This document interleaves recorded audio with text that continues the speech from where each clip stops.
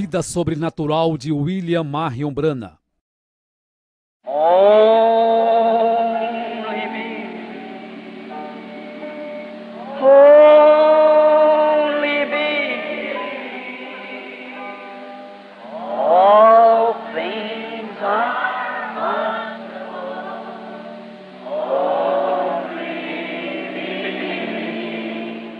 A vida, o ministério, o profeta.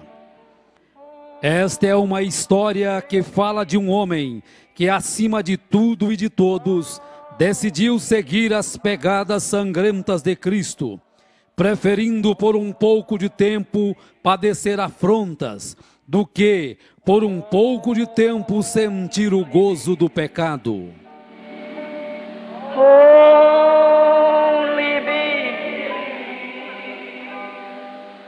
all things are 1909. Ella Branham casou-se aos 14 anos com Charles Branham, de 18, ambos descendentes de irlandeses, em 1907, após se conhecerem em um rodeio. Desta união nasce o primeiro filho, chamado William Marion Branham, no dia 6 de abril de 1909, em uma cabana de madeira próxima a Burkesville, nas colinas de Kentucky, Estados Unidos da América. Os seus pais desde já o apelidaram de Billy. Na manhã do seu nascimento, por volta das 5 horas, quando Charles abriu a janela, havia um pássaro em um pequeno arbusto ao lado cantando, e uma luz amarela esverdeada entrou girando e pairou sobre sua cama.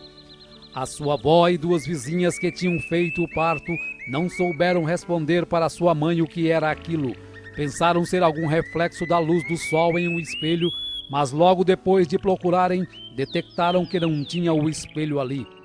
Pelo trabalho frequente de lenhador, Charles era obrigado a estar longe de sua esposa e filho durante a semana. Naquele outubro de 1909, um temporal o encurralou em um acampamento longe de casa. Ela, 4 meses grávida de seu segundo filho, preocupava-se enquanto seu suprimento ia se acabando. Vários dias após a tempestade passar, um senhor que era vizinho percebeu que já não estava mais saindo fumaça da cabana dos Branhams. Então resolveu ver o que havia acontecido. Ele bateu, mas não teve resposta. Quando ele tentou abrir a porta, percebeu que estava trancada por dentro. Com muito esforço, conseguiu forçar a abertura da porta. O que ele encontrou no interior o fez estremecer. Ela e seu bebê estavam amontoados na cama, quase mortos de frio e fome. Apressadamente o vizinho agarrou o machado e foi até a floresta. Voltando com suficiente lenha para aquecer a cabana, sem encontrar comida, foi até sua casa e retornou com o máximo de mantimentos que podia carregar. E isto foi o que os manteve vivos até a chegada de Charles. 1910. Em março de 1910, Charles e Ella Branham tiveram seu segundo filho, Edward Branham. 1911. No início de 1911, Ella Branham deu à luz ao seu terceiro filho, que se chamou Henry Branham. No outono deste ano, Charles estava numa festa quando houve uma briga. Um robusto valentão chamado William Yarbrough derrubou um amigo de Charles no piso, pulou sobre ele, puxou sua faca e estava prestes a cravá-la em seu coração, quando Charles com uma faca lhe perfura o peito e o deixa sangrando, porém ainda vivo. E assim, no espaço de uma tarde, Charles Branham desapareceu, deixando sua esposa sozinha na mata para defender-se por si própria e a seus 3 bebês.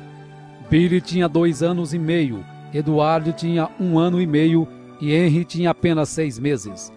Nesta idade de 17 anos, Ella Branham percebeu que Charles havia deixado uma parte dele mesmo com ela. Ela estava grávida novamente. 1912. Na primavera de 1912, quando Billy estava com um pouco mais de 3 anos, a sua primeira visão aconteceu. Ele estava bem atrás de sua casa brincando com seu irmão mais novo, Edward. Quando ele percebeu que havia um pássaro de peito ruivo cantando em uma árvore ali perto, ele deu um passo à frente e o pássaro voou. E de onde o pássaro estava veio um som como um vento agitando as folhas. Então uma voz estrondou da árvore, uma voz humana muito clara, a qual disse: Você viverá perto de uma cidade chamada New Albany. Billy, assustado, correu e contou para sua mãe e perguntou onde era este lugar. E sua mãe logo respondeu que era uma cidade indiana, cerca de 160 quilômetros de onde moravam. Porém, sua mãe não acreditou naquela história. Várias semanas depois, chega uma carta de Charles dizendo que ele havia encontrado trabalho fixo numa cidade chamada Utica, em Indiana, e que esta cidade se localizava a 16 quilômetros a nordeste de... Ela Branagh parou repentinamente e olhou com espanto a seu filho com 3 anos de idade. Como poderia ser isto? Rapidamente Billy pergunta: Onde, mamãe? Onde é Utica? Ela disse lentamente: Billy, nós vamos morar a 16 quilômetros a nordeste de New Albany, Indiana. Em maio de 1912 nasce o 4º filho do casal, chamado Melvin Branagh. 1913. Na primavera de 1913, Charles consegue um emprego em Jeffersonville, Indiana, com um dono de destilaria. Apesar de receber pouco, tinha a vantagem de morar sem precisar pagar aluguel. Sua cabana situava numa colina de frente para o rio Ohio e a aproximadamente 5 quilômetros de New Albany. 1914. Em maio de 1914, nasce o 5º filho do casal, chamado Edgar Lee Branagh. 1916. Em setembro de 1916, Billy, com 7 anos, e Eduardo, com 6, começaram a estudar na escola Utica Pike, que era uma típica escola rural de uma única sala. A senhora Temple seria a professora deles por muitos anos. O primeiro uniforme de Billy foi uma improvisação de um paletó que era de Charles, e ela Branagh o costurou e fez umas calças. Nesta época, Billy começou a perceber que sua família era pobre, pois todas as crianças se vestiam melhor e comiam sanduíches, doce ou bolo para a sobremesa, enquanto ele comia somente feijão e alguns dias não comia coisa alguma. Nesta época, apesar de gostar muito de pescar com seus colegas, Billy foi forçado a deixar a pesca e participar do plano de seu pai de fabricar uísque escondido, pois naquele estado não era permitido o consumo de bebida alcoólica. Charles então fabricava escondido e vendia para alguns vizinhos sedentos de bebida. Numa tarde, quando Billy foi buscar água para seu pai fabricar o uísque, parou no meio do caminho para descansar à sombra de uma grande e prateada árvore de álamo. Lágrimas escorridas misturadas com poeira estavam estampadas em seu rosto quando algo aconteceu. Aparentemente parecia ser apenas o barulho do vento soprando entre as folhas da árvore. Olhou para cima e as folhas não estavam em movimento. Tampouco havia sequer sinal de vento. Levantou-se, caminhou uma pequena distância, olhou novamente para cima. Então ouviu aquele ruído novamente e notou que bem no meio da árvore havia um redemoinho do tamanho de um barril agitando seus galhos. E o vento parecia estar soprando sobre as folhas de um lugar específico da árvore. E o barulho já estava bem mais forte. De repente, em meio deste redemoinho, uma voz estrondou da árvore, uma profunda e audível voz dizendo: Nunca fumes, nem bebas, nem de maneira alguma corrompa o seu corpo, porque tem uma obra para ti quando tiveres maior idade. Saiu correndo e contou para seus pais, e disse que nunca mais passaria por aquela árvore novamente, e ele nunca mais passou. 2 semanas mais tarde, Billy e Eduardo estavam brincando e subitamente ele sentiu algo estranho vir sobre ele. Então ele parou e sentou-se ao lado de uma árvore à margem do rio Ohio. Ele olhou para baixo em direção a Jeffersonville e viu uma ponte levantar-se da margem, peça por peça, em movimentos rápidos e atravessar o rio. Viu também que durante sua construção, parte da ponte caía, causando a morte de 16 homens, desaparecendo nas águas escuras.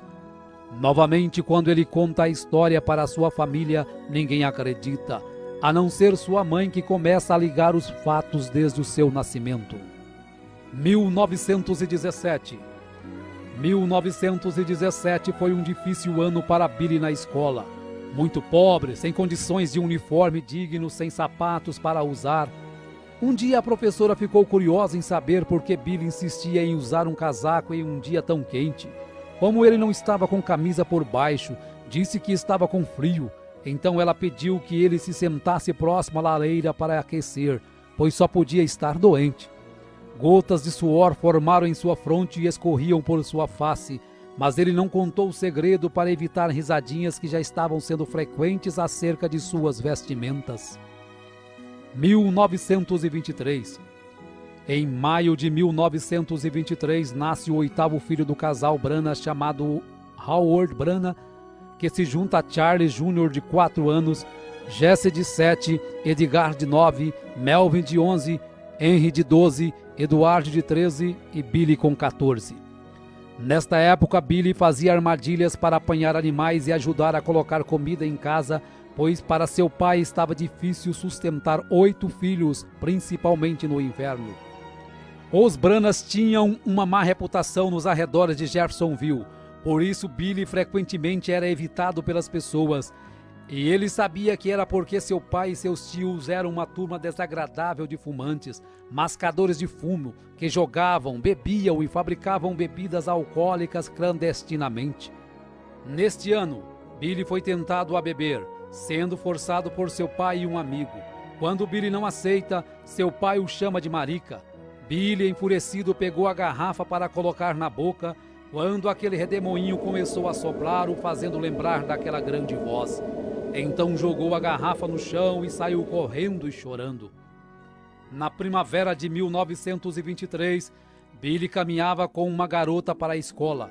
No caminho de volta para sua cabana, 5 garotos o ameaçaram por estar caminhando com aquela garota e bateram em Billy até quase o deixar inconsciente. Billy foi direto para casa, pegou um rifle Winchester calibre 22, carregou com 16 balas. Então foi para um ponto da estrada onde ele sabia que os garotos passariam. Dando passos detrás do arbusto, Billy barrou o caminho deles com seu rifle apontado e engatilhado. Ele disse calmamente: "Qual de vocês quer morrer primeiro?"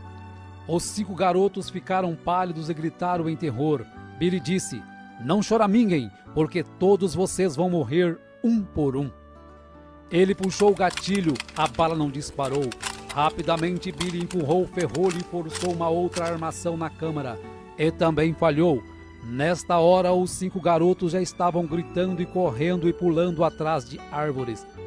Billy, com toda a intenção de matá-los, manteve-se puxando o gatilho tão rápido quanto podia fazer a ação, mas cada bala falhou. Os 5 garotos tinham ido longe. Espalhadas no chão ao lado de Billy estavam 16 balas. Ele as pegou, as colocou de volta na arma. Então apontou seu rifle para uma árvore e começou a puxar o gatilho. Desta vez cada uma disparou. Billy permaneceu no meio da estrada fervendo com raiva enquanto lágrimas corriam em sua bochecha inchada. No verão daquele ano, quando terminaram as aulas, Billy foi embora para casa para nunca mais voltar à escola. Numa tarde de outono de 1923, Billy estava caminhando para casa com seu primo Jimmy Pulley, com o qual havia caçado alguns pássaros. De repente, um rifle de Jimmy disparou acidentalmente, explodindo nas pernas de Billy a queima-roupa. Então Billy caiu prostrado, gritando de dor. Jimmy caiu de joelhos e sussurrou: "Eu sinto muito, Billy." Então ele deu uma boa olhada nas pernas de seu amigo. Jimmy palideceu e disse: "Billy, não se mova, eu irei buscar ajuda." "Não, não me deixe!" Billy gritou, porém Jimmy já estava correndo como um coelho. Quando Billy olhou para suas pernas, ele ficou horrorizado ao ver que elas estavam quase partidas ao meio. Ele baixou sua cabeça para trás e tremeu de medo. Então clamou: "Deus, tenha misericórdia de mim!" Rapidamente, Jimmy estava de volta com um vizinho, o qual levou Billy ao hospital memorial do município de Clark. Billy gritava em agonia enquanto as enfermeiras cortavam grandes pedaços de carne com tesouras e limpavam a abertura ferida o melhor que podiam. Se Billy perdesse muito sangue, poderia ser fatal. Após a cirurgia, Billy dormiu por 8 horas sob anestesia. Neste intervalo, algo aconteceu. como um sonho, porém mais vívido do que um sonho. E nesta consciência ele percebeu que estava caindo através de pequenas nuvens em uma eternidade escura, afundando, afundando. Então, debilmente, já muito fraco, ele ouviu ruídos e gemidos. Assim que caía, o som aumentava até que estivesse todo ao redor dele. Gemidos e gruídos. Agora faces apareciam na escuridão, faces de mulheres, faces horrorosas com gangrenas de cores verdeadas ao redor de seus olhos e bocas torcidas, gemendo. Billy clamou: ó Deus, tenha misericórdia de mim, tenha misericórdia. Se tu somente me permitires voltar e viver, eu prometo a ti que serei um bom garoto. E num instante ele estava de volta no quarto do hospital. Após 7 meses, as pernas de Billy não haviam melhorado. Então, na primavera de 1924, novamente é operado para retirar restos e chumbos que haviam ficado em sua perna, e desta vez a cirurgia foi um sucesso. Foi neste ano, numa de suas saídas para a floresta, que Billy descobriu a caverna de Greens Mill, onde ele se encontraria com Deus no futuro. 1926. Em meados de 1926, Billy conhece uma garota e, pensando ser diferente das outras, marca um encontro e saem para dar uma volta de carro. Parou em uma lanchonete para comprar sanduíches e, quando ele volta, encontra a garota fumando, a qual ele pensava ser uma boa moça e alguém cuja companhia seria mais apta a desfrutar. Para ele isso foi um choque. Ela o convida a fumar, porém quando ele não aceita, ela o chama de marica. Por isso ele pega o cigarro para fumar e o redemoinho novamente o impede de praticar aquilo que Deus o havia ordenado para não fazer. Nesta mesma época, quando caminhava com seu primo Jimmy, uma cigana o chama e diz que há uma luz que o segue. E explica que aquela luz é porque ele havia nascido sob um sinal muito profundo para uma chamada divina. Tais experiências permitiam que Billy soubesse que sua vida diferia das dos outros rapazes de mais formas do que apenas pobreza. 1927. Em agosto de 1927, nasce o 9º filho do casal, chamado James Branagh.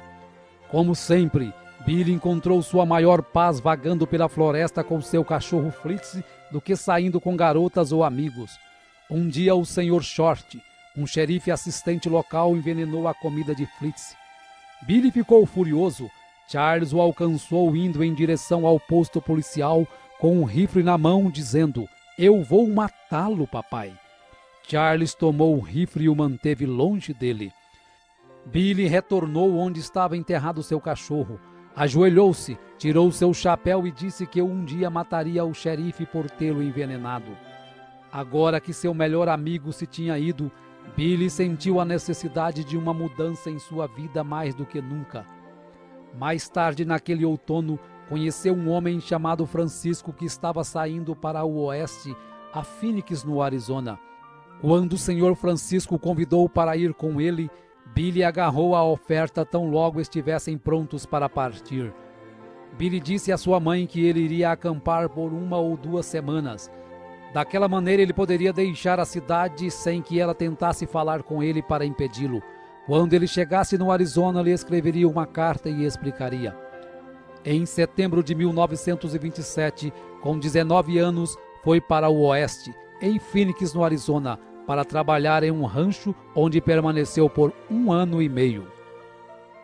1929. No fundo de seu coração ele sentia que estava fugindo de Deus, pois estava sempre sentindo a sensação como se alguém caminhasse ao seu lado, tratando de dizer-lhe algo, especialmente quando estava a sós. Um dia recebeu uma carta de sua mãe avisando que seu irmão Eduardo estava muito doente, porém Billy não levou isto muito a sério. Após alguns dias, Billy recebe o telegrama que seu irmão Eduardo havia morrido na noite anterior. A notícia o atordoou. Então olhou através do amarelo e queimado sol da pradaria, e lágrimas corriam pelo seu rosto. Ele lembrou em quão difícil a vida tinha sido para os 2 garotos, indo à escola sem roupas suficientes para vestir, sem livros escolares, papéis ou canetas, e às vezes sem comida para comer. Oh, se ele pudesse somente voltar e viver isto novamente! Porém, Eduardo tinha-se ido. Billy desejou saber se Eduardo estava pronto para encontrar-se com Deus. Então o pensamento o afetou. E quanto a ele mesmo? Estava ele pronto para encontrar-se com Deus? Billy voltou a Jeffersonville para o funeral. No encerramento de seu sermão, o reverendo McKinney pergunta se tem alguém que quer aceitar a Cristo naquela hora. Billy firmou-se em seu assento para não se levantar. Algo estranho estava puxando seu coração. O que quer que isto fosse, estava fazendo ele se sentir miserável. Após o funeral, Billy permaneceu em Indiana. Logo ele conseguiu um trabalho em uma companhia de serviço público de Indiana. Em novembro de 1929, Ella Branham deu à luz ao seu 10º e último filho, que finalmente foi uma menina e se chamou Dolores Branham. Nesta época, Billy recebeu uma proposta extra de emprego, desta vez de ser guarda florestal do estado de Indiana. Agarrando a proposta de imediato, pois ele ajudava no sustento da família Branham com 11 pessoas em casa. Um dia, ao ser escalado para patrulhar o Parque Estadual de Henryville, dentro do ônibus, uma mulher astróloga diz quem ele era, o dia em que ele havia nascido, e que havia nascido sob um sinal como um dom para a humanidade. Termina dizendo que ele havia nascido para o Oeste. 1930. Após algum tempo, Billy sofre um acidente de moto em frente a um campo de treino de pugilistas. Então os homens o convidam para entrar e assistir algumas lutas enquanto se recupera. A partir de então começa a tomar gosto pelo boxe e inicia os treinamentos com George Smith, que era então conhecido por 6 segundos, por derrotar um adversário no ringue em 6 segundos. Billy prosperou no ringue e, lutando como amador, nunca havia perdido uma luta. Depois de um ano de competições, ele se tornou um profissional e campeão de vários torneios. Até então ele pensava que era imbatível, até que lutou contra Bill Pritchard. Nesta luta, Billy foi tão massacrado que no intervalo do último round, orou a Deus que se ele permitisse que saísse vivo daquela luta, nunca mais lutaria. Depois daquela noite, Billy jamais subiu no ringue novamente. 1931.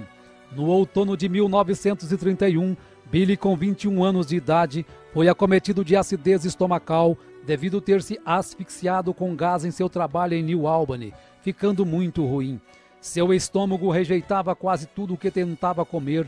Então, após passar por especialistas em Louisville, Kentucky, os médicos disseram que era apendicite e que ele tinha que ser operado. Muito embora ele nunca tivesse sentido nenhum sintoma dessa enfermidade, permitiu que fizessem a cirurgia. Nervoso e assustado, ele queria alguém perto dele durante a operação que soubesse orar, sentia estar chegando ao fim de sua carreira. Embora não tivesse jamais bebido, fumado ou se corrompido de alguma forma, tinha a consciência de que não estava pronto para se encontrar com Deus. Após a cirurgia, deitado e completamente consciente, Billy sentiu seu pulso se tornar mais fraco a cada minuto. Foi quando o quarto do hospital começou a escurecer como se fosse um grande bosque. Ele podia ver o vento soprando entre as folhas. Ele começou a ter a sua terceira visão. As folhas que ele escutava eram as mesmas que sopravam naquela árvore de álamo naquele dia. Porém, desta vez a voz disse: "Nunca bebas, nem fumes, nem corrompa seu corpo de maneira alguma. Eu tenho te chamado, porém tu não tens me atendido." Estas palavras se repetiram por 3 vezes. E então disse: "Senhor, se és tu, permita-me voltar de novo à terra, e pregarei teu evangelho desde os terraços e esquinas das casas. Eu contarei a todo mundo sobre isto." Quando esta visão passou, ele já se sentia melhor. Durante o inverno de 1931, sua condição continuou piorando. Seu estômago rejeitava quase tudo o que tentava comer. Seus olhos haviam desenvolvido astigmatismo e por isso não conseguia ler sem espessas lentes. Os médicos já haviam concluído que sua condição era sem volta e prescreveu uma rígida dieta. A partir deste momento ele começou a buscar a Deus, começou a ler a Bíblia sistematicamente e quanto mais lia, mais encorajado ficava. Foi de igreja em igreja para ver se alguma fazia chamada de altar como faziam antes e para sua tristeza não encontrou nenhuma. Uma noite sentiu tanta necessidade de Deus e de uma experiência real que foi a um velho celeiro detrás da casa para orar. Logo se colocou de joelho naquela terra fria e úmida e começou a falar com Deus como se estivesse falando com qualquer pessoa. De repente apareceu uma luz âmbar brilhante na cabana e formou uma cruz. E a voz que a cruz falava ele não podia entender. E então logo aquilo se foi. Orou novamente. Senhor, se és tu, por favor, venha e fala-me outra vez. E logo aquilo veio novamente. Nesta época foi que sua mãe sonhou que Billy estava em uma nuvem branca pregando para todo mundo. Aquilo atingiu Billy de uma maneira muito peculiar, porque sua mãe quase nunca sonhava. 1932.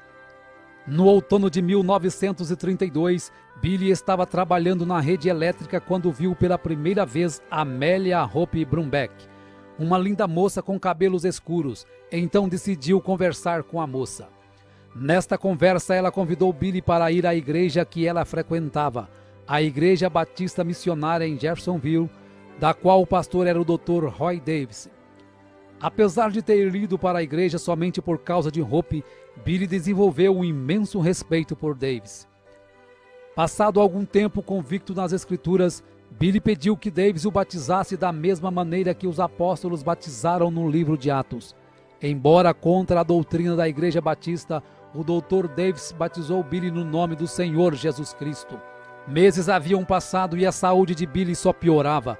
Ao ler algumas escrituras na Bíblia, correu até a casa do Dr. Davis pedindo que ele ungisse com óleo e orasse por ele, e voltou para casa regozijando e reivindicando sua cura.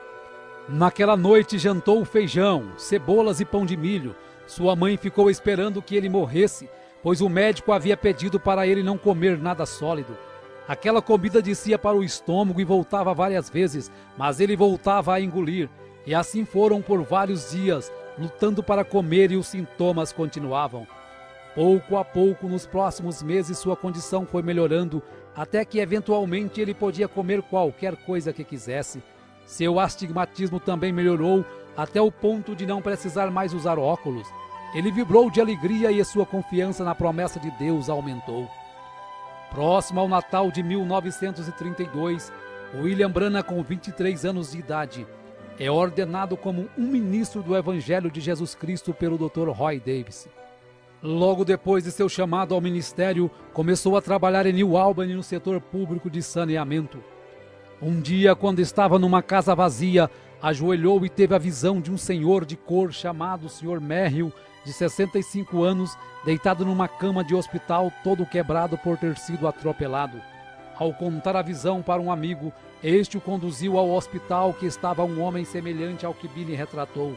Chegando lá, Billy se apresentou e orou pelo homem, e de repente, milagrosamente, contra a vontade das enfermeiras e dos parentes, o Sr. Merrill se levanta e sai andando do hospital no mesmo instante, exatamente como a visão havia lhe mostrado. Numa outra visão, Billy viu uma mulher que há 17 anos não podia andar. Então Deus o encaminhou até a casa desta mulher, e quando Billy orou por ela, no mesmo momento ela se levantou de sua cama e andou. Billy foi para casa entusiasmado e contente sobre estas maravilhosas visões que estavam sendo precedidas de tais milagres. 1933. Durante 24 anos, Billy havia vagado sem objetivo algum através de sua própria solidão espiritual. Agora, pela primeira vez na sua vida, estava comendo alimento verdadeiro carregado de nutrição espiritual. No início de 1933, pregou seu primeiro sermão na Igreja Batista. Nesta época, Billy batizou sua mãe com 39 anos em nome do Senhor Jesus Cristo. Uma noite após toda a sua família estar dormindo, Billy saiu para orar e teve a visão de um homem celestial com vestes brancas. Ao contar a visão ao Dr. Davis e ao reverendo McKinney, eles aconselharam que Billy se afastasse disso, pois era obra do inimigo. Porém, Billy continuava tendo as visões e havia tomado com seriedade o novo ministério, pregava em todos os lugares que passava.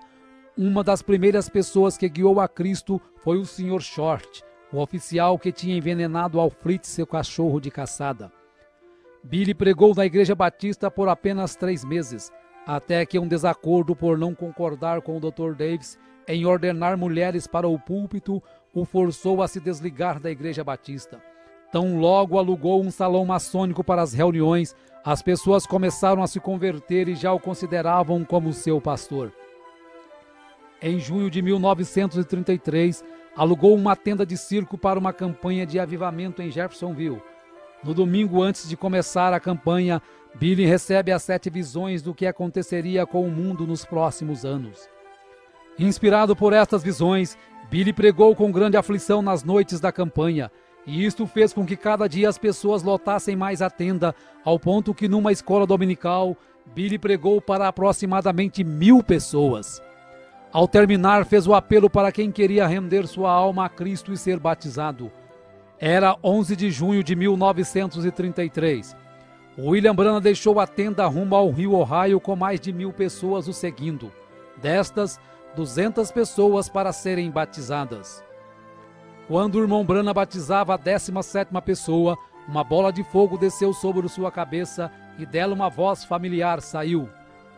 Assim como João Batista foi enviado como precursor da minha primeira vinda, tua mensagem precursará a minha segunda vinda. Margie, uma professora de escola dominical conhecida do irmão Branham, estava por ali em seu bote à margem do rio, usando apenas roupas sumárias. O irmão Branham pediu que ela se retirasse, porém ela começou a ridicularizar o batismo até quando viu a luz celestial e, num desespero, caiu de costas e bateu a cabeça, ficando demente para o resto da vida. Após a campanha, o salão maçônico alugado já não suportava mais a quantidade de pessoas que frequentavam as reuniões. Então o irmão Branham orou até que Deus mostrou para ele um terreno pantanoso na esquina da rua 8ª com a rua Penn. Em julho de 1933, os alicerces foram levantados e a pedra angular colocada, juntamente com um tambor, com moedas, lembranças, petições e a folha da Bíblia do irmão Branham em 2 Timóteo 4, de acordo com o que o anjo mandara ler. Em setembro de 1933, é finalizada a construção do tabernáculo Branham. Mesmo tendo sua congregação, o irmão Branham continuou frequentando a Igreja Batista para escutar o Dr. Davis e principalmente para ver Hope. 1934. Após alguns meses de timidez, tentativas e mais tentativas, Billy havia encontrado na sogra uma barreira para o seu casamento. Porém, no Sr. Charles, seu sogro, ele encontrou todo o apoio para realizar o seu sonho de se casar. Billy e Hope, enfim, se tornaram noivos e após alguns meses se casaram no dia 22 de junho de 1934, ele com 25 anos e ela com 21. 1935. No dia 13 de setembro de 1935, nasce o primeiro filho do casal, chamado Billy Paul, e em outubro deste mesmo ano se cumpre a primeira das 7 visões. Mussolini invade a Etiópia. Alguns dias depois, o irmão Branham se sente atraído pelos pentecostais ao assistir um de seus cultos. 1936. Em junho de 1936, quando regressava de uma pescaria, ao atravessar o rio Mishawaka, viu uma grande multidão que se reunia para os cultos. Foi aí então o seu primeiro relacionamento com os pentecostais. Eles estavam se reunindo ali para uma convenção. Eram pessoas bem expressivas. Tudo isso era novo para ele, pois não sabia que classe de pessoas era aquela. No culto da noite se apresentou como evangelista William Branham. Quanto mais aquele povo pregava, mais ele sentia que talvez havia algo nisso. Decidiu então ficar para o culto do dia seguinte. No outro dia, ao acabar de chegar, ele é convidado para trazer a mensagem da parte da manhã. Com muita timidez começa a pregar e quando se vê está no pátio de fora com os pastores o convidando para avivamentos em vários lugares do país, pois estavam todos emocionados com sua mensagem. Ao avisar a mãe de Hope desta missão, ela o censura dizendo que são um monte de lixo e que ela não permitiria sua filha com tais pessoas. Deste modo, o irmão Branham ignora o primeiro chamado de Deus para um evangelismo a nível nacional para dar ouvidos à sua sogra. Em 27 de outubro de 1936, nasce Sharon Rose, a segunda filha do irmão Branham com Hope. Este nascimento para William Branham foi o último raio de felicidade a tocá-lo durante muitos anos, apesar de não saber. Em novembro deste ano, as escuras nuvens para William Branham começam a acumular-se. Primeiro morre sua cunhada, em seguida Charles Jr., seu irmão é morto em um acidente automobilístico.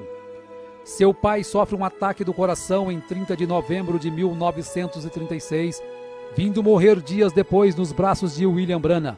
Felizmente se converte nos últimos instantes da vida. 1937. Chuvas torrenciais começaram a cair sobre Jeffersonville. Hope havia pegado uma forte pneumonia.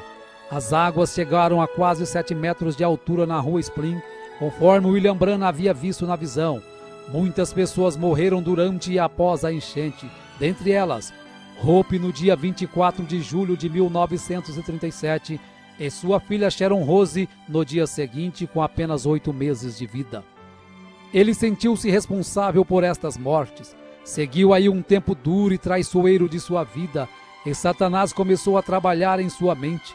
Mas ele soube vencer o inimigo dizendo: Senhor, tu as destes para mim, e tu as tomastes. Bendito seja o nome do Senhor. Se tu tomares a mim, ainda te amarei. A sua viuvez causava-lhe grande sofrimento. Sentia que a vida não tinha nada a lhe oferecer. Tudo para o qual ele vivia estava no outro lado do mundo. Em casa, estava como sua esposa havia deixado, trazendo-lhe sempre a lembrança dela. Porém, ele reconheceu que foi a vontade de Deus, pois ele tinha um plano em sua vida. E todos esses sofrimentos e tragédias pela qual ele passou, foi um propósito de Deus de lhe trazer ao lugar onde ele pudesse usá-lo. Tamanho foi o seu sofrimento e a saudade que um dia não pôde suportar. Estava em seu trabalho mexendo com alta tensão, começou a tirar a sua luva para pôr a sua mão nos fios com tensão de 2.300 volts. Mas a misericórdia de Deus o livrou, e quando acordou, estava sentado no chão ao lado do poste com suas mãos levantadas. Ele mesmo disse que Deus estava protegendo o seu dom e não a ele.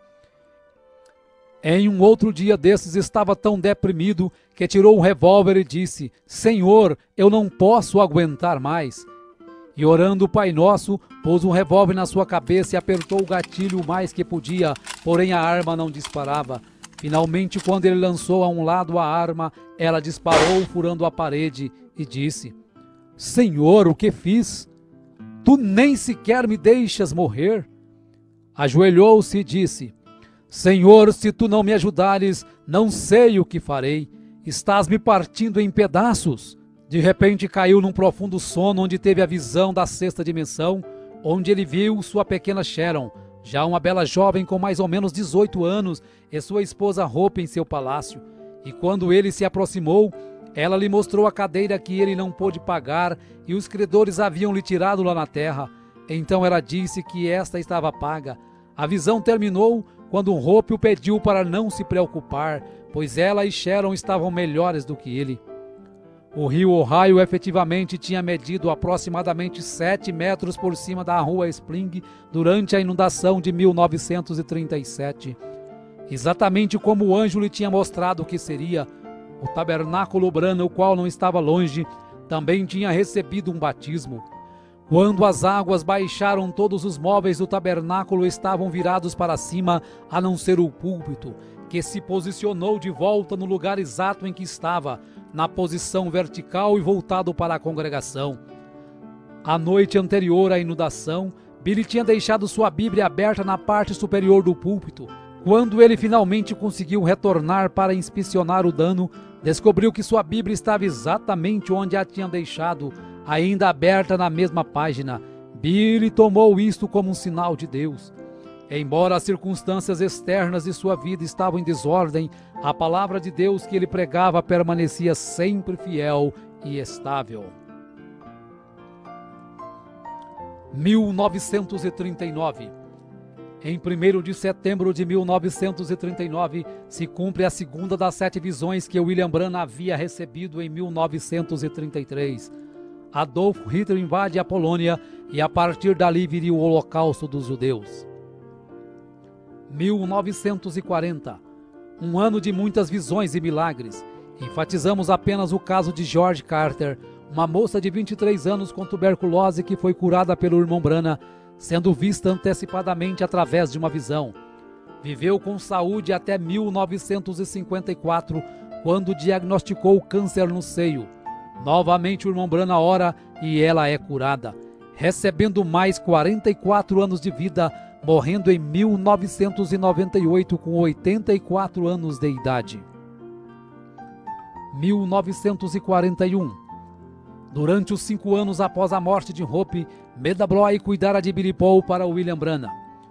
O irmão Branham ainda tentou fazer com que ela deixasse este serviço, pois ela estava em boa idade para se casar, e ele pensava que estava apenas ocupando seu tempo. Porém, Meda se entristeceu com este pedido e chorou durante dias, pois ela se sentiu muito bem naquele lugar e no que fazia. Após uma festa de aniversário que Meda havia feito para Billy Paul em 13 de setembro de 1941, durante uma noite, o anjo, ao acordar William Branham, o ordena a se casar com Meda no dia 23 do próximo mês, dizendo até o horário da cerimônia. William Branham e Meda Bloy se unem em matrimônio no dia 23 de outubro de 1941, conforme a ordenação do anjo, e como lua de mel, Billy, Meda e Billy Paul vão para as montanhas Hurricane, próxima à fronteira do Canadá, onde ocorre o incidente da sua perda em meio à tempestade, conforme narrado por ele na mensagem Um Guia.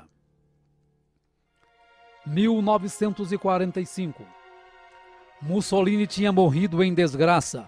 Hitler havia chegado a um fim misterioso e o comunismo estava se fortalecendo como uma força política dominante. As 3 primeiras visões já haviam se cumprido. Agora William Branham se sentia mais otimista acerca de seu ministério, pois Deus cumpria cada visão que lhe dava. Foi neste ano que ocorreu o incidente do touro assassino e a cura da esposa do incrédulo Sr. Andrews. 1946. No dia 21 de março de 1946, Meda dá à luz ao seu primeiro filho, uma menina chamada Rebecca Branham. Nesta época, todos os ministros o criticavam pelos incidentes que haviam ocorrido na sua vida. O paradoxo de pregar a cura divina e perder tantos queridos de uma só vez, e acabavam por dizer que todos os milagres que seguiam as visões procediam de poderes demoníacos. Isto deixou William Branham muito deprimido e já estava começando a crer que tudo o que acontecia com ele era obra do inimigo. 7 de maio de 1946, um dia que marcaria William Branham para o resto da vida. Em meio a um grande desespero, William Branham deixa $17 para Meda se sustentar e vai para a caverna Greens Mill, o lugar onde ele fazia contato direto com Deus, e diz para Meda que não voltaria enquanto Deus não o tirasse desta opressão. Após muito clamar a Deus, um anjo lhe aparece e o comissiona dizendo que Deus irá enviá-lo para levar ao mundo um dom de cura. Para que as pessoas pudessem crer nele, era necessário que ele fosse apenas humilde e sincero, e seria-lhe dado 2 sinais como foi dado a Moisés. O primeiro seria que, ao pegar na mão direita do enfermo com a sua mão esquerda, poderia detectar a presença de alguma enfermidade. E o segundo seria que, por meio de uma visão, ele diria até os mais profundos pensamentos e intenções dos corações. Assim sendo, todos terão que crer. Em seguida, o anjo lhe mostra através das Escrituras que Jesus em seu ministério discernia os pensamentos e intenções dos corações e curava os enfermos. Enquanto isso, os homens religiosos chamavam isso de obra de demônios e chamavam-no de Beelzebu. Quando o anjo se foi, o irmão Branham retornou para casa convicto de seu ministério. Em um domingo, quando entrou à sua igreja, ouviu aos irmãos cantando "Somente crer". Quando sentiu a presença do anjo se aproximar, percebeu que este estava destinado a ser o seu hino tema. Passado alguns dias, William Branham procura o Dr. Roy Davis para contar acerca da sua comissão, e novamente o Dr. Davis diz que ele está apenas cansado e que foi apenas um sonho. Mesmo com a falta de incentivo, o irmão Branham estava determinado a seguir a comissão do anjo. Neste ano ele começa a exercer os sinais que a ele foi dado pelo anjo. pessoas começam a procurá-lo para serem curadas. Através do primeiro sinal, do pegar na mão direita da pessoa enferma, curas e milagres começaram a acontecer. Um dia, o pai de uma criança curada por William Branham o convida para uma semana de avivamento e cura em St. Louis. E durante as reuniões em St. Louis, o irmão Branham fazia a chamada de altar para as pessoas que estivessem enfermas recebessem a oração da cura. No término da semana, os ministros de St. Louis estavam perplexos ao verem tantos prisioneiros serem libertos, câncer desaparecer, tuberculose sumir, surdos ouvirem, cegos verem, aleijados andarem, e por isso pediu para que o irmão Branham ficasse mais uma semana. Após 11 dias de cultos, o irmão Branham teria tocado e orado por mais de 1000 pessoas. Fisicamente, o irmão Branham estava esgotado, porém realizado por ter feito o que Deus lhe pedira, se dedicar por tempo integral ao ministério. Não muito tempo depois de chegar de St. Louis, um telegrama chegou do reverendo Adams de Arkansas, o convidando para uma campanha de cura por uma semana na sua cidade. Em agosto de 1946, William Branham estava em Camden, Arkansas, em um ginásio escolar. Na primeira noite, a coluna de fogo desceu sobre o irmão Branham no ginásio, operando curas, fazendo pessoas correrem, gritarem, desmaiarem. Um fotógrafo capta o momento em que a coluna estava sobre a cabeça do irmão Branham. Após uma semana de cura, teve que sair escoltado pela polícia, pois a multidão não o permitia nem andar. Após Camden, William Branham fez uma campanha de cura de uma semana em Pine Bluff e logo depois vai a Little Rock, a capital do estado de Arkansas.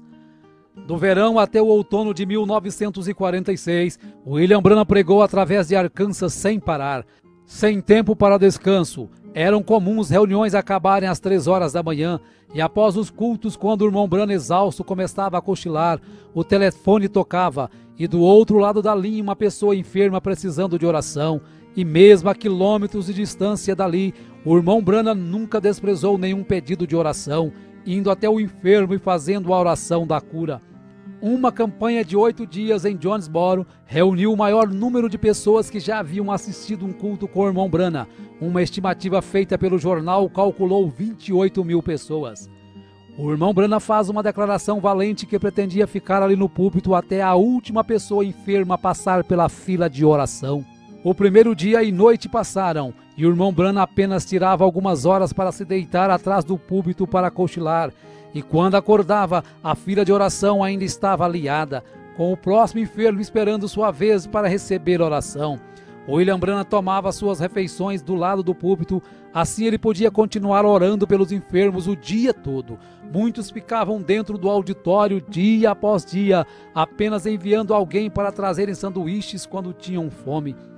Após 8 dias e noites orando, o irmão Branham se encontrava tão exausto, tanto física quanto mentalmente, que ao se deitar não conseguia adormecer.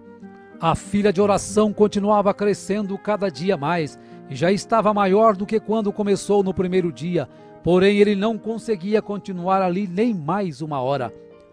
Após 3 meses de campanha, William Branham volta para casa com 9 quilos a menos.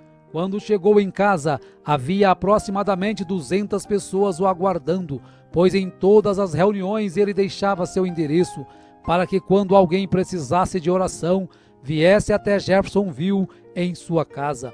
Orou por estas pessoas até 2 horas da manhã, mesmo quando tentou dormir, carros continuavam chegando à sua porta por toda a noite. 1947. Embora não recuperado totalmente de seu esgotamento, em fevereiro de 1947, longas campanhas continuaram com oração pelos enfermos, sendo registrado aproximadamente 2.500 pessoas recebendo oração por dia. Passou por Louisiana, Texas, Arizona e pela primeira vez em Los Angeles, Califórnia. Em uma destas reuniões na Califórnia, ao curar uma mulher com câncer, em seguida seu esposo manda alguns rapazes levar um cheque de $1,5 milhão para William Branham, que mesmo vivendo em meio a uma grande pobreza, decididamente o recusa, pois quem havia curado sua esposa não era ele, e sim Jesus Cristo. Em todas estas reuniões, os irmãos Jack Moore e Hugh Brown o acompanhavam de perto, carregando o irmão Branham praticamente inconsciente da plataforma e o levando para os hotéis. Jack Moore estava exuberante com esse ministério fenomenal, então viaja para convidar Gordon Lindsay, um editor de uma revista, para presenciar também tamanhos milagres. Em abril de 1947, pregou em Phoenix para pessoas que tinham como língua o espanhol. Foi a primeira vez que prega com um intérprete. Em maio de 1947, após um culto de cura, ao dividir o quarto com Billy Paul, de 11 anos, o anjo de Deus aparece ao irmão Branham numa madrugada. O irmão Branham pede permissão para que Paul o veja também. Então ele acorda Billy Paul para ver o anjo que sempre está ao lado de seu pai.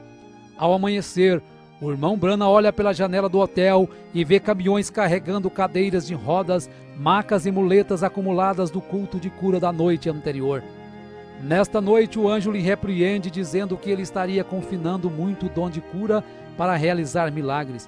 O anjo queria dizer que o irmão Branham procurava sempre realizar um milagre para levar as pessoas a crerem na cura.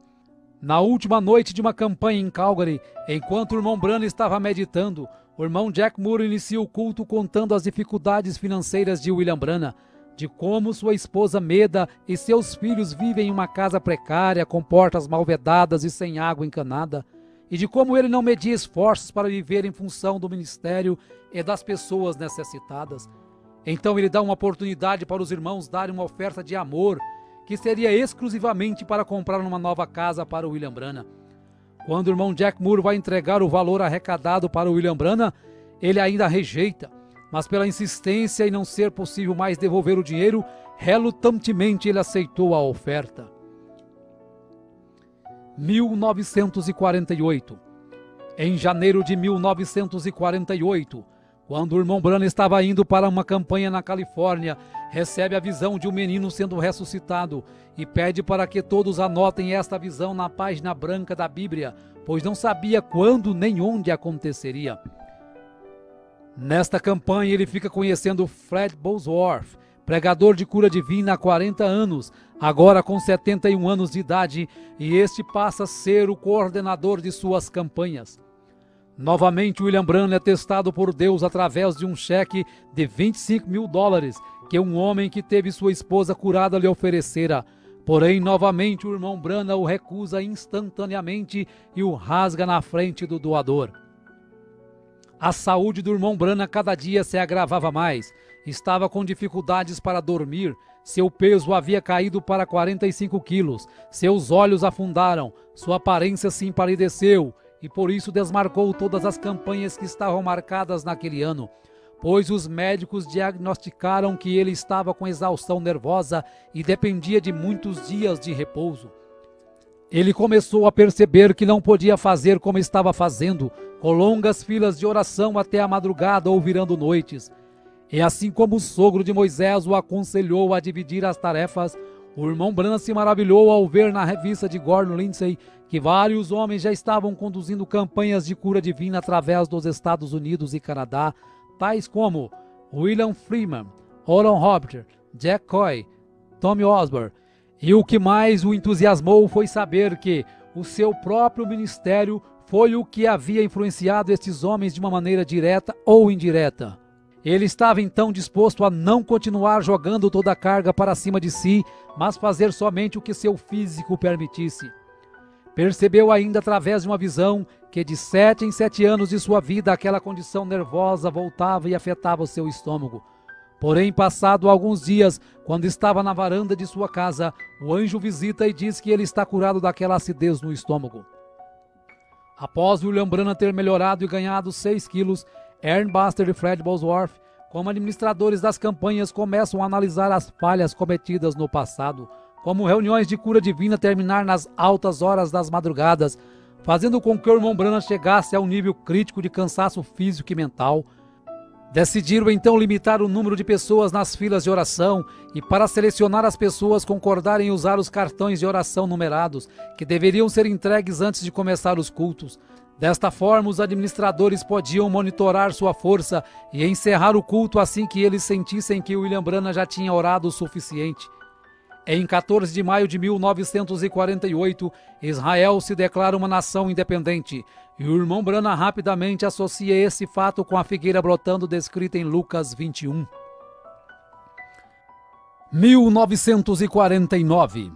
No dia 24 de julho de 1949, o curso da história cristã para William Branham mudaria para sempre. Quando estava pregando para 10.000 pessoas, ele tinha chamado a fila de oração, enquanto os oficiais reuniam 15 pessoas em ordem numérica. Quando chegou a primeira irmã para receber oração, o irmão Branham já não fez como sempre havia feito nos cultos de cura, segurando a mão direita da pessoa enferma, mas simplesmente começou a ter visões de episódios que haviam acontecido e que aconteceriam com aquela pessoa. A partir de então, ele percebeu que o segundo sinal que o anjo havia lhe dado estava começando a entrar em evidência, que era ver até os segredos mais profundos do coração. Algumas pessoas criam na visão e outras pensavam que era telepatia ou algo arranjado. Numa campanha em Windsor, com aproximadamente 8.000 pessoas, no final da fila de oração, um jovem sem enfermidade tenta desmascarar o irmão Branham. Diz que tem tuberculose e que quer ser curado. Porém, Deus mostra a trama ao irmão Branham e ele diz que a partir daquele momento o jovem teria realmente tuberculose para o resto da vida. Isto leva o jovem ao desespero, porém já é tarde demais. Aquelas visões o enfraquecia muito, por isso 20 visões por noite já fazia o irmão Branham tremular de fadiga. Milhares de cartas chegavam de vários lugares com pedidos de oração. Não sendo mais possível atender tantas cartas, ao ler o livro de Atos no capítulo 19 e ver que o apóstolo Paulo orava pelos lenços, ele sentiu de fazer o mesmo. Porém, como não tinha condições de comprar tantos lenços, ele cortava um grande lençol em pedaços, orava por cada um, e seus administradores, Fred Bosworth e Ernie Buster, enviava por carta de volta para cada pedido de oração, explicando na carta para o enfermo que deveria guardar seu pano orado na Bíblia na passagem de Atos 19. Não passou muito tempo quando começaram a chegar cartas com testemunho das pessoas que haviam recebido os panos orados. Uma campanha em Fort Wayne, Indiana, quando acabara de curar uma criança com pólio, a organista, ao ver isto, levantou suas mãos e gritou, enquanto sobrenaturalmente as teclas do piano continuaram sozinhas a tocar o mesmo hino. Nesta mesma noite que John Ryan, um velho homem cego, é curado, porém sua cura só é efetivada alguns dias depois, quando estava na barbearia. 1950. Em janeiro de 1950, os administradores do irmão Branham agendaram uma campanha de 17 noites em Houston, Texas. Embora muitos ministros da cidade contribuíram para as reuniões, Dr. Best, um ministro local, colocou um grande anúncio no jornal criticando o irmão Branham e a cura divina. Dr. Best queria um desafio em público para provar que cura divina não existia. Então o irmão Branham envia Fred Bosworth em seu lugar para o debate que aconteceria no Coliseu Sam Houston, no Texas.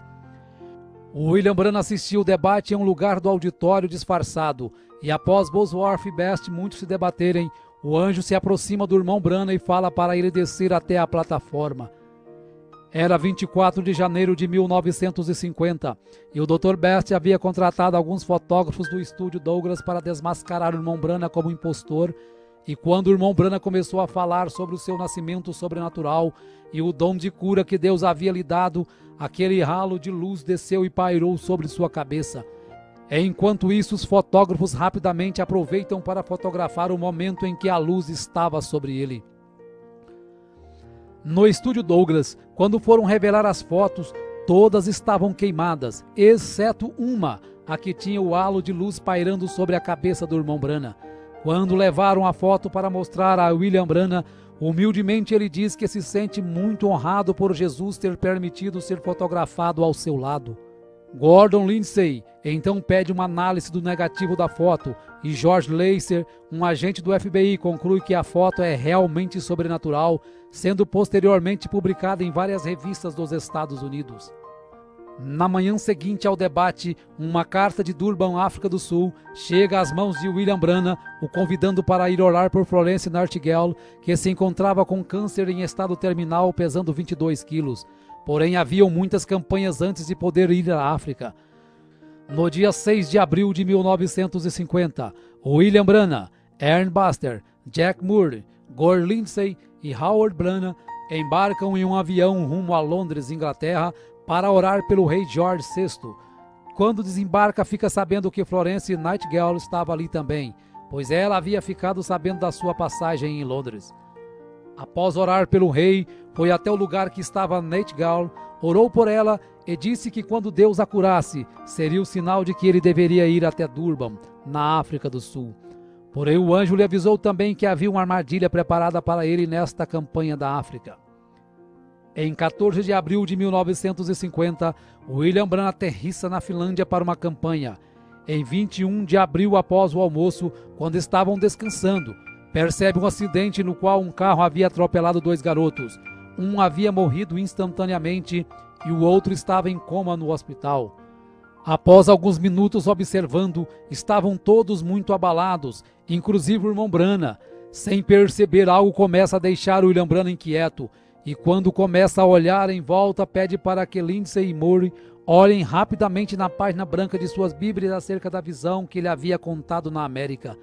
Então começam a folhear a Bíblia e lentamente leem o que eles tinham escrito 2 anos antes. Cabelo castanho, olhos castanhos, entre 8 e 10 anos de idade, pobremente vestido em roupas estrangeiras, desfigurado devido a um acidente, uma terra com pedras sobrepostas e árvores, e percebem que é exatamente a cena que havia sido descrita na América. Então o irmão Branham se sente confiante e corajosamente desafia a todos os homens e mulheres que ali estavam, dizendo: se este garoto não viver nos próximos poucos minutos, vocês podem prender uma placa em minhas costas dizendo que eu sou um falso profeta. Se ajoelhe durante a oração, aquele pequeno garoto que outrora estava morto e desfigurado se colocava de pé em perfeito estado. Após alguns dias, cura também a outra criança que havia sido atropelada e estava em coma no hospital. Em seguida, a comitiva Branham vai até a Suécia, depois Noruega e retorna ao Texas. Após 1 mês no Texas, decide voltar para casa.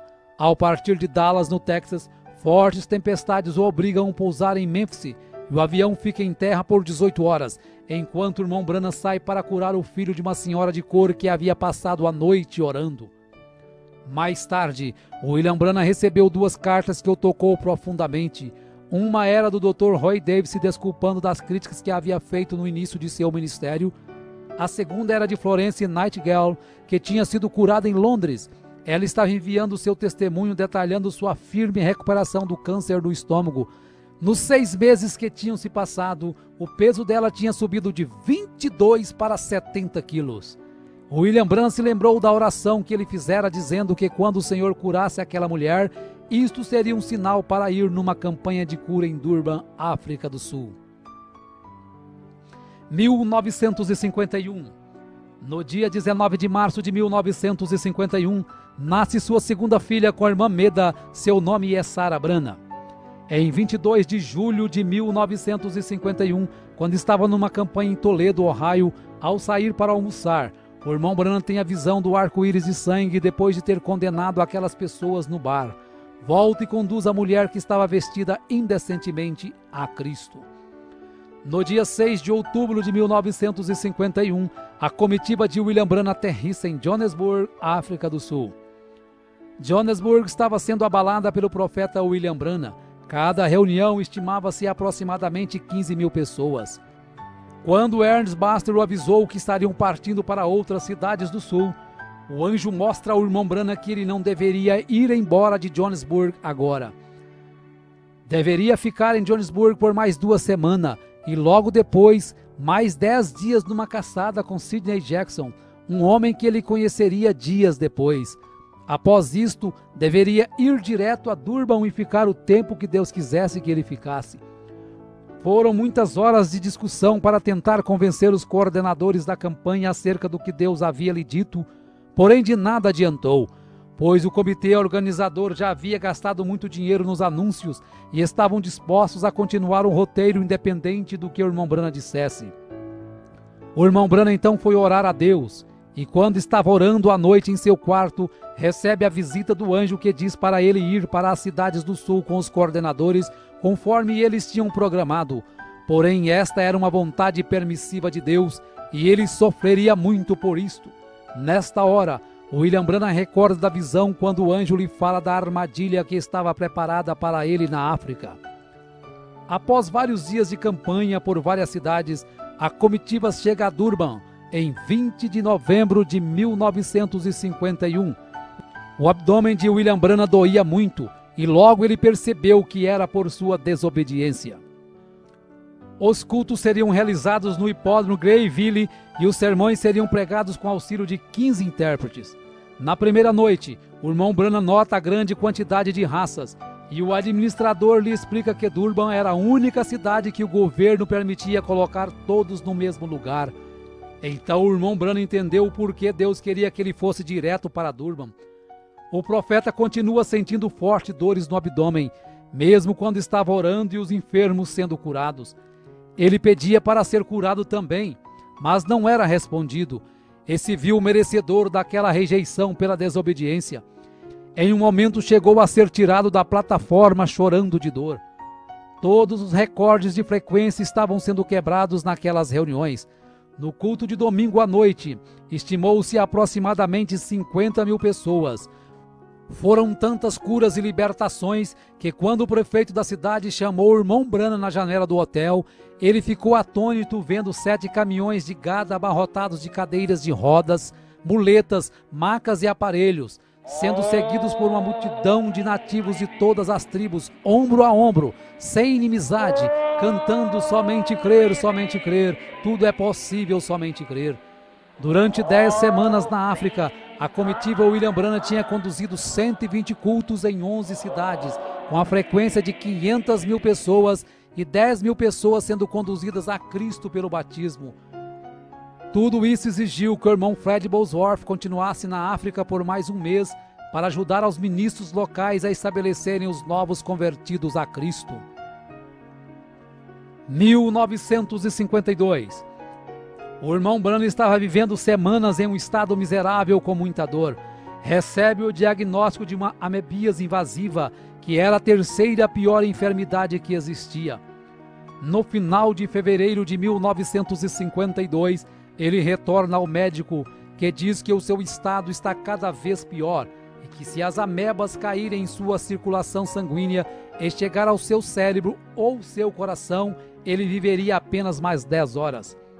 Às 3 horas da manhã, o anjo acorda e lhe diz que ele está curado daquelas amebas, pois o preço da vontade permissiva já havia sido pago. O irmão Branham retorna às suas campanhas em 13 de julho de 1952, com 8 dias de cultos em Hammond, Indiana. Em agosto inicia a campanha em Battle Creek, Michigan. Durante esta campanha, o anjo do Senhor se aproxima de William Branham e diz: encerre as reuniões em Battle Creek e vira a Minneapolis imediatamente. Mais uma vez o irmão Branham teria que sair de um compromisso para cumprir a vontade perfeita de Deus. Só que dessa vez ele não desobedeceu a Deus, passando no teste que Deus lhe dera, mostrando o que aprendera com o acontecido na África. 1953.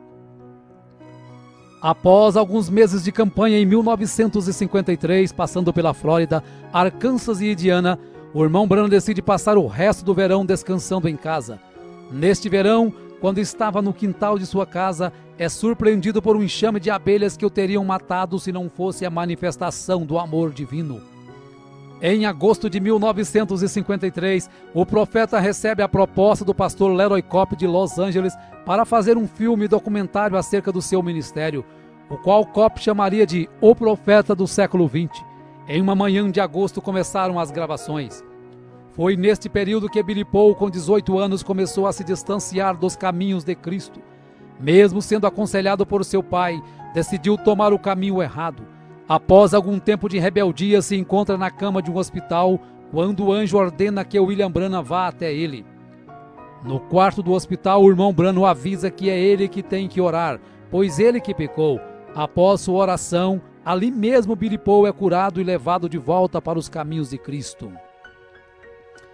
1954. Em setembro de 1954, começou sua terceira viagem além-mar, voando para Portugal. Saindo de Portugal, voou para Roma, na Itália, onde tinha uma audiência marcada com o Papa. porém a cancelou logo que lhe foi descrita as formalidades de beijar o seu anel e chamá-lo de Santo Pai. Saindo de Roma, voou até Cairo, no Egito, onde visitou as pirâmides. No dia seguinte, seu entusiasmo havia crescido, pois estava indo para Jerusalém. Porém, quando estava esperando o voo no aeroporto, o anjo lhe diz para não ir, porque ainda não era a hora e a Palestina não era seu lugar.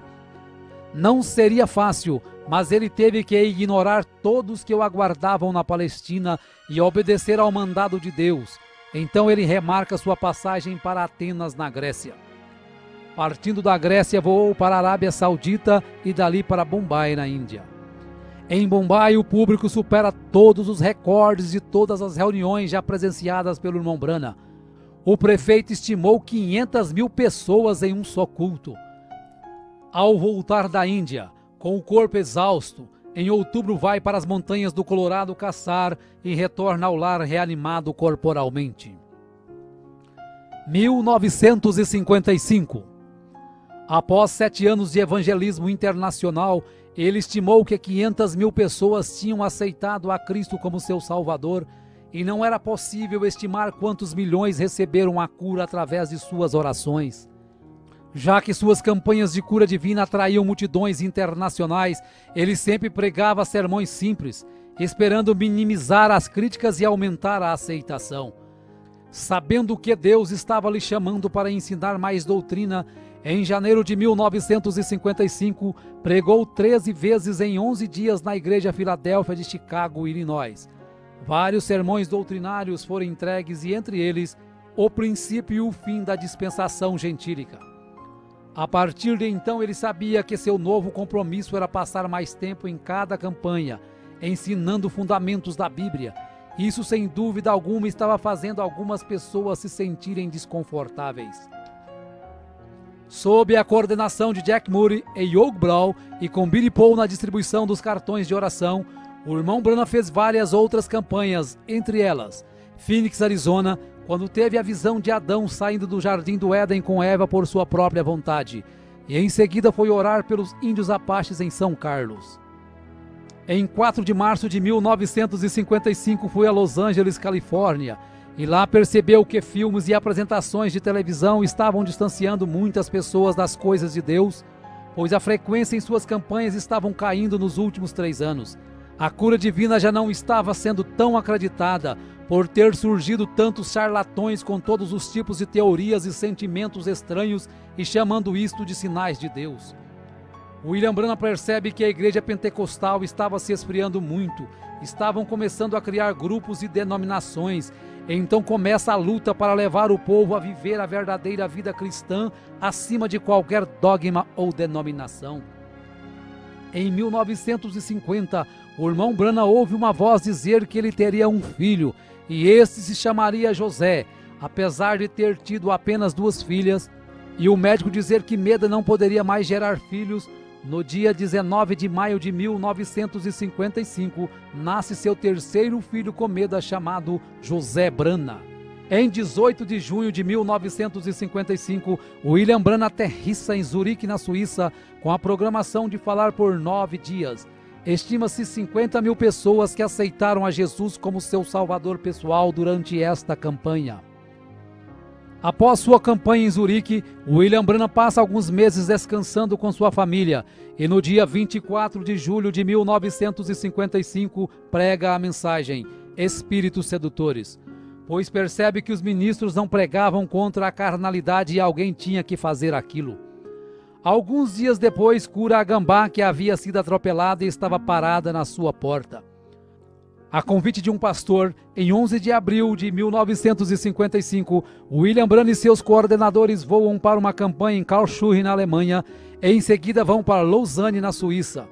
No final da campanha, 40 ministros se ajuntaram para uma entrevista com William Branham no saguão do hotel. Após algumas perguntas, os fotógrafos que estavam presentes, ao perceberem o halo de luz sobre a cabeça do irmão Branham, tiram 4 fotos sequenciais, sem a ajuda do flash, mostrando claramente a mesma coluna de fogo que guiou o povo de Israel na saída do Egito. Após a última campanha do ano em San Fernando, na Califórnia, uma visão mudaria o curso do seu ministério. O anjo aparece e lhe fala de como ele deveria ganhar as almas para Cristo e lhe mostra as 3 puxadas. A primeira foi quando ele tomou as pessoas pela mão e pôde sentir as vibrações de suas enfermidades. A segunda foi o discernimento que lhe permite saber os segredos dos corações. E a terceira será algo mais reservado, não será um show público. Esta visão o deixa muito inquieto e preocupado, pois ainda não sabia o que seria a terceira puxada. 1956. No dia 16 de março de 1956, William Branham, acompanhado de Billy Paul e seus administradores atuais, Jack Murray, Young Brown, Miner Arganbright, voam para a cidade de Tacubaya, no México. 25 mil pessoas lotavam o estádio de futebol em um dia chuvoso, quando uma mãe mexicana com um filho morto nos braços, desesperada, força todas as barreiras humanas para conseguir chegar à plataforma. O irmão Branham ainda tentou colocar o irmão Jack Moore para orar pela criança, porém uma visão faz com que ele ore e ressuscite aquele bebê. Neste ano pregou muitas mensagens na América, mostrando vários pontos doutrinários e sempre lutando contra a decadência moral do seu país. 1957. No dia 29 de junho de 1957, estava pescando com os irmãos Buck Woods e Lyle Woods. Ao fisgar um pequeno peixe que havia engolido o anzol e em seguida soltá-lo ao rio já morto, o anjo fala para o irmão Branham ressuscitar o peixinho. Isso foi para mostrar que Deus se interessa também pelas pequenas coisas. Em outubro de 1957, quando estava caçando, chega um recado que seu irmão Howard, que lhe ajudara nas campanhas, acabara de morrer. Após o funeral de Howard, William Branham vai para Lakeport, na Califórnia, para uma curta campanha. Em um de seus sermões, um fotógrafo tira algumas fotos do seu lado, e na sequência das fotos é possível perceber que sua câmera conseguiu captar a nuvem do anjo do lado direito de William Branham. Em novembro de 1957, o evangelista Fred Bosworth, que foi considerado um pai para William Branham, morre com 84 anos de idade. 1959. Na primavera de 1959, o irmão Branham vai ao hospital orar por Linda Kelly, uma irmã que se desviara da igreja e agora estava entregando novamente sua vida a Cristo. Ela é curada de seu problema, porém após um dia ela morre no hospital. Esta notícia atordoou ao irmão Branham e em um momento de fraqueza diz que Deus devia satisfações a ele. Após 4 meses, ele recebe a visão de um piquenique no ano passado, quando Deus poupou a vida de Linda de morrer afogada, por ela não estar com a alma pronta para partir. Por isso Deus concedeu mais um tempo de vida para ela se preparar. Ao receber a visão, William Branham se entristeceu muito por ter cobrado satisfações de Deus. Então vai até a casa da mãe da moça e conta a visão, explicando que havia chegado a hora para Linda partir. Um dos fardos mais pesados na vida de William Branham em 1959 foi a contínua luta com a Receita Federal, acerca de cheques que ele recebia para as campanhas. Por ser tão pressionado, chega a dizer que não está em casa quando seu advogado, o Sr. Orbison, liga para uma conversa. Imediatamente, arrependido do que fez, vai ao escritório do seu advogado e pede perdão, dizendo que mentiu quando pediu para dizer que não estava em casa. Isto elevou ainda mais a estima que o Sr. Orbison tinha por ele, e apesar de se sentir bem melhor, na manhã seguinte vai ao Greens Mill para pedir perdão a Deus. No dia 8 de outubro de 1959, o irmão Branham estava na mata esperando esquilos, pensando acerca de uma escritura que o deixava confuso, que diz: qualquer que disser a este monte, ergue-te daqui e lança-te no mar, e não duvidar, aquilo que pede lhe sucederá. No momento, uma voz explica a escritura e diz para ele pedir o que quiser. William Branham então pede que 3 esquilos avermelhados apareçam em lugares improváveis de estarem. Quando os esquilos aparecem, ele os mata e leva para comer.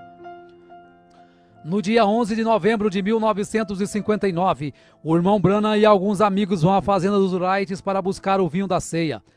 Lá encontra Hat Moser com seus filhos, seus pais e sua irmã Edith, que vivia sob uma cadeira de rodas. Ao contar a experiência dos esquilos, Hat Moser crê no que o irmão Branham disse.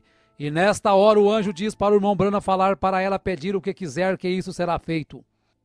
Após alguns instantes, ela ignora qualquer quantia em dinheiro, ignora sua irmã na cadeira de rodas e pede a conversão de seus 2 filhos, que imediatamente se convertem a Cristo e recebem o batismo no nome do Senhor Jesus Cristo. 1960. No dia 8 de maio de 1960, às 7 horas da manhã, quando o irmão Branham ainda estava deitado, o anjo levou a ver além da cortina do templo. No momento seguinte, ele estava numa planície e milhares de pessoas corriam em sua direção gritando: "Nosso precioso irmão!" Todos pareciam ter não mais de que 20 anos. Ele ficou confuso e o anjo lhe disse que eram seus convertidos na terra. Uma moça o abraça e quando ele diz que não a conhece, o anjo diz que esta era uma senhora de 90 anos que ele havia conduzido a Cristo na terra. Após algum tempo vê Hope, depois o seu cavalo Prince e o seu cachorro Fritz. E o anjo diz que tudo o que ele mais amava na terra estava ali. Quando fica sabendo que ele seria julgado juntamente com seu povo, se entusiasma por saber que o apóstolo Paulo também seria, e tudo que Paulo pregou ele havia pregado. De repente ele estava de volta naquele velho corpo deitado, mas dali em diante sua vida nunca mais seria a mesma. 1963. Em 28 de fevereiro, em Tucson, no Arizona, 7 anjos de Deus em formação de pirâmide compõem uma nuvem sobrenatural. E o irmão Branham, juntamente com o irmão Fred Sotman e o irmão Jenny Norman, estavam ali como 3 testemunhas. Diversos observatórios fotografaram a nuvem e a fotografia foi publicada na página 112 da revista Life em 28 de maio de 1963. Em março deste mesmo ano, essa aparição precedeu a abertura dos selos, que ocorreu nos dias 17 a 24 de março de 1963. A revelação dos 7 selos é o que confirmou seu ministério como sendo o ministério do 7º anjo de Apocalipse 10:7 e do Elias de Malaquias 4, 5 e 6. Seu ministério foi marcado por visões, milhares de curas, milagres e maravilhas. Seria impossível estimar a quantidade de pessoas conduzidas a Cristo. Cegos enxergaram, surdos ouviram, câncer caiu na plataforma, tuberculose desaparecia e várias outras enfermidades eram abolidas. O que muito admirou a muitos dos seus coordenadores foi que durante todas suas campanhas nunca precisou pedir dinheiro para custear nenhuma delas, pois ele prometeu a Deus que permaneceria no campo enquanto Deus suprisse suas necessidades. Quando conheceu as mansões que Oral Roberts e T.L. Osborne haviam construído com o dinheiro arrecadado durante as campanhas, se sentiu indigno por ter apenas alguns dólares em sua conta bancária e saber que o ministério destes homens haviam saído do seu ministério. Porém, Deus se aproxima e diz ao irmão Branham: "Eu sou a sua porção." 1965. No dia 18 de dezembro de 1965, o irmão Branham estava retornando de Tucson, no Arizona, a Jeffersonville, Indiana, e havia programado ao retornar pregar sobre um tema intitulado A Trilha da Serpente. Na viagem estava Billy Paul com sua esposa Lois, seu filho Paul e José Branham em um carro, e no outro carro logo atrás estavam William Branham com sua esposa Meda e sua filha Sarah. Era aproximadamente 7h30 da noite, quando o carro do irmão Branham colidiu de frente com outro veículo, conduzido por 2 mexicanos embriagados, que estavam dirigindo na contramão e com o farol esquerdo queimado. Quando Billy Paul olhou no retrovisor e percebeu o acidente, volta e encontra morto um dos rapazes mexicanos, e sua família em estado muito grave presa às ferragens. Billy Paul pediu para seu pai falar a palavra e ele sairia daquelas ferragens imediatamente. Porém, o irmão Branham disse que o dom era para ser usado para os outros e não para si mesmo. Tanto que, ao saber que Meda estava morta, colocou a mão sobre ela e a ressuscitou ali mesmo no local. Quando o corpo de William Branham em coma deu entrada no hospital, muitas pessoas que estavam internadas até mesmo na UTI foram curadas instantaneamente. Apesar de todos os esforços, o irmão Branham veio a falecer no hospital 6 dias depois do acidente. As irmãs Meda e Sarah, com algumas fraturas, receberam alta alguns dias depois. O irmão Branham morreu aos 56 anos de idade, em 24 de dezembro de 1965, às 5 horas e 49 minutos. E como era o seu desejo, Billy Paul, juntamente com os irmãos que estavam ali no hospital na hora da notícia do seu falecimento, tiraram os chapéus e cantaram a estrofe do hino: somente crer, tudo é possível, somente crer. O irmão Branham foi sepultado alguns meses depois, em abril de 1966. Porém, sua morte não pôs fim a seu ministério, e hoje, 100 anos após o seu nascimento, nós podemos dizer que muito em breve estaremos estreitando sua mão e diremos juntos: nosso precioso irmão, obrigado pelo seu esforço, pela sua renúncia, por seu ministério. Estamos unidos hoje para estarmos juntos amanhã. 2009, 6 de abril de 2009. Ainda ressoa a voz de Deus através da mensagem do profeta William Marion Branham. Por enquanto estaremos nos reunindo e pregando esta mensagem a todos os povos e nações. Até nos encontrarmos com Jesus.